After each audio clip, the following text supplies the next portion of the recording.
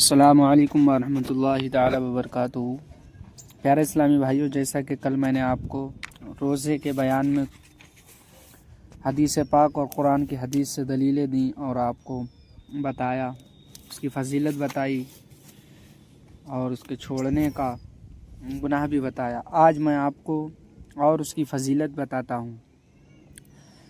اللہ تبارک و تعالیٰ قرآن مقدس میں ارشاد فرماتا ہے: شہر رمضان الذی انزل فیہ القرآن ھدی للناس وبینات من الھدی والفرقان فمن شہد منکم الشہر فلیصمہ ومن کان مریضا او علی سفر فعدۃ من ایام اخر یرید اللہ بکم الیسر ولا یرید بکم العسر وَلِتُكْمِلُوا الْعِدَّةَ وَلِتُكَبِّرُوا اللَّهَ عَلَى مَا هَدَاكُمْ وَلَعَلَّكُمْ تَشْكُرُونَ۔ یعنی اللہ تبارک و تعالیٰ ارشاد فرماتا ہے، ماہ رمضان جس میں قرآن اتارا گیا، یعنی ہمارے پیارے نبی صلی اللہ تعالیٰ علیہ وسلم پر اللہ تبارک و تعالیٰ نے رمضان میں قرآن نازل کیا۔ ماہ رمضان جس میں قرآن اتارا گیا لوگوں کو ہدایت کے لیے، اور ہدایت اور حق و باطل میں جدائی بیان کرنے کے لیے۔ تو تم میں جو کوئی یہ مہینہ پائے تو اس کا روزہ رکھے، اور جو بیمار ہو یا سفر میں ہو وہ دوسرے دنوں میں گنتی پوری کر لے، یعنی دوسرے دنوں میں روزہ رکھے۔ اللہ عز و جل، اللہ تبارک و تعالیٰ نے تمہارے ساتھ آسانی کا ارادہ کرتا ہے، سختی کا ارادہ نہیں فرماتا، اور تمہیں چاہیے کہ گنتی پوری کرو اور اللہ عز و جل کی بڑائی بولو کہ اس نے تمہیں ہدایت کی، اور اس کی امید پر کہ اس کے شکر گزار ہو جاؤ۔ یعنی یہ تھا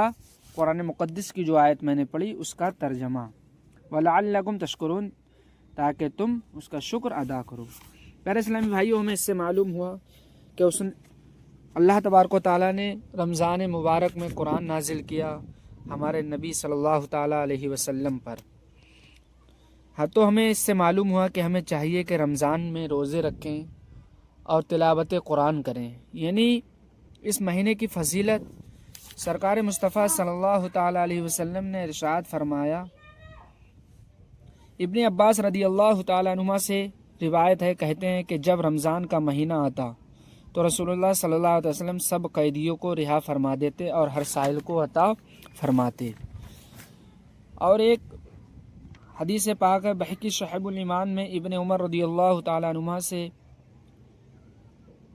روایت ہے کہ نبی کریم صلی اللہ علیہ وسلم نے فرمایا، جنت ابتدائے سال سے سائل آئندہ تک رمضان کے لیے آراستہ کی جاتی ہے۔ جب رمضان کا پہلا دن آتا ہے تو جنت کے پتوں سے عرش کے نیچے ایک ہوا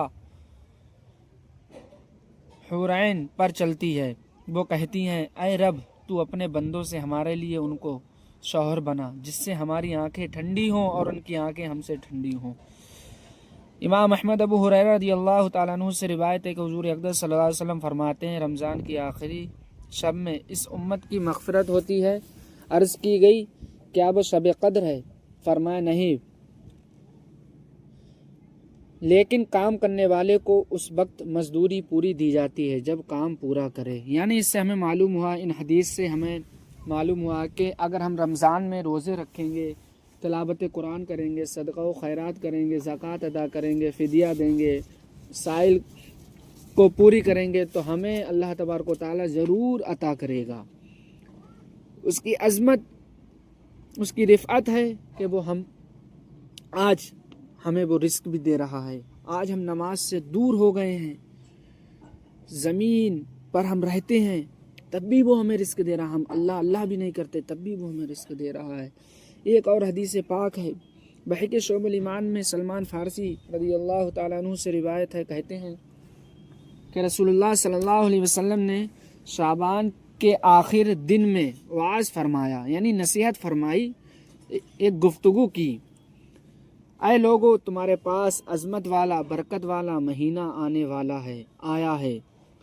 وہ مہینہ جس میں ایک رات 1000 مہینوں سے بہتر ہے۔ اس کے روزے اللہ تعالیٰ نے فرض کیے اور اس کی رات میں قیام یعنی نماز پڑھنا، تتبع یعنی سنتیں عطا کرنا، جو اس میں نیکی کو کوئی کام کرے تو ایسا ہے جیسے اور کسی مہینے میں فرض ادا کیا، اور اس میں جس نے فرض ادا کیا تو ایسا ہے جیسے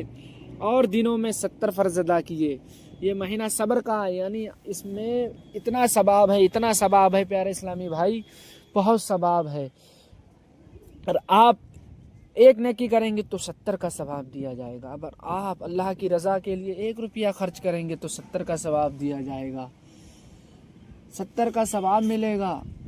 تو میری آپ سے اپیل ہے، یہ مہینہ صبر کا ہے اور صبر کا ثواب جنت ہے، اور یہ مہینہ مباحثات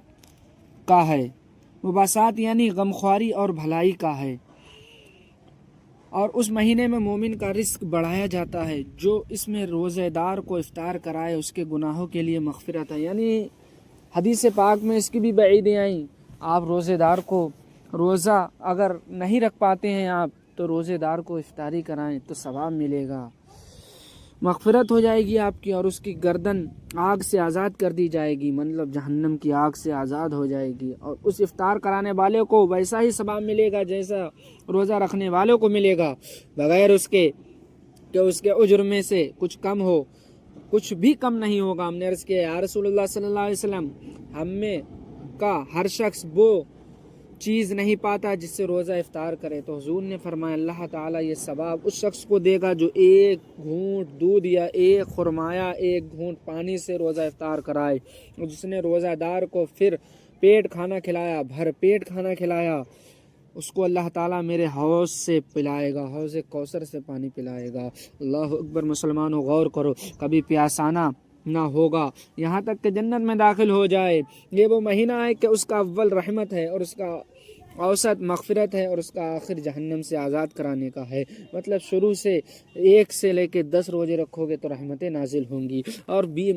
10 سے 20 تک روزے رکھو گے اس میں مغفرت ہوتی ہے، اور اگر آخر کے روزے رکھو گے 20 سے 10 رکھو گے تو اس میں آزادی ملے گی۔ جو اپنے غلام پر اس مہینے میں تخفیف کرے، یعنی کام میں کمی کرے تو اللہ تعالیٰ اسے بخش دے گا اور جہنم سے آزاد کر دے گا۔ تو ہمیں چاہیے کہ رمضان کے روزے بھی رکھیں، تلاوت قرآن بھی کریں، ہمارے سب کام ہوں گے، بخشش و مغفرت ہوگی، درجات بلند ہوں گے، اور اپنے مرحومین کے نام پر صدقہ و خیرات کریں۔